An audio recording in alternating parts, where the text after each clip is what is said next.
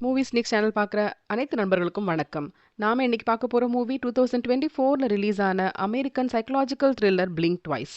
இந்த படம் ரொம்பவே வித்தியாசமான ஒரு படம். இதுல என்ன நடக்குதுன்னா, ஒரு நார்மல் வெயிட்ரஸா இருக்க ஃப்ரீடா அண்ட் ஜெஸ் அப்படின்ற 2 லேடீஸும் ஒரு பணக்காரர மீட் பண்றாங்க ஒரு பார்ட்டில. அந்த பணக்காரர் என்ன பண்றாருன்னா, ஒரு ஐலேண்டுக்கு தன் ஃப்ரெண்ட்ஸ கூட்டு போறாங்க.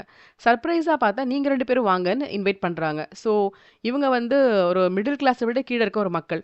இவங்க ஒரு பணக்காரருங்க கூட தனியா ஒரு பிளேன்ல போறோம். அதுவும் அந்த ஐலேண்டுக்கே சொந்தக்காரர் அந்த மனுஷன். அவர் கூப்பிடுறாருன்னும்போது, "நமக்கு இப்படி ஒரு அதிர்ஷ்டம் கிடைச்சிருக்கே!" அப்படின்னு நினைச்சு 2 பேரும் போறாங்க.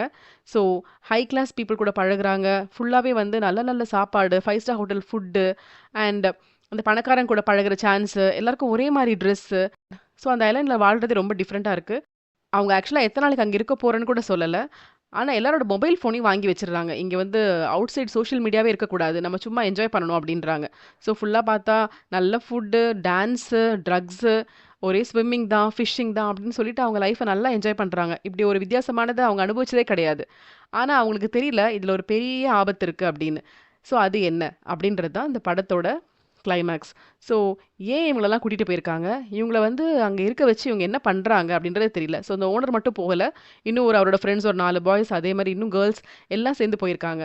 ஸோ, இந்த பெண்கள், அந்த ஆண்கள்லாம் அங்க என்ன பண்றாங்க?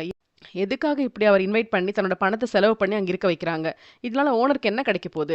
அண்ட் இந்த பெண்களுக்கு வந்து எப்பவுமே நல்ல சாப்பாடு, ட்ரக்ஸ் மட்டும் குடுத்து சந்தோஷம் மட்டும் தானா?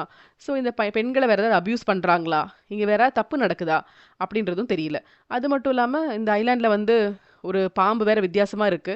ஸோ, அந்த பாம்பு கடிச்சா கூட ஹாஸ்பிட்டல் கொண்டு மாட்டேங்கிறாங்க. அதெல்லாம் ஒண்ணும் ஆகாது அப்படின்னு சொல்லிர்றாங்க. ஸோ, அந்த அளவுக்கு வந்து வெளி உலகத்துக்கு கூட கான்டாக்ட் இருக்கக்கூடாது அப்படின்னு சொல்லி அங்க வச்சிருக்காங்க. கடைசியில ஹீரோயின் எல்லாத்தையும் கண்டுபிடிக்கிறாங்க. அவங்க அந்த ஐலேண்ட்லேருந்து தப்பிச்சாங்களா? அவங்க நிலைமை என்ன ஆச்சு? மற்றவங்களோட நிலைமை என்ன ஆச்சு? அப்படின்றத அந்த த்ரில்லர்ல அழகா காமிச்சிருப்பாங்க.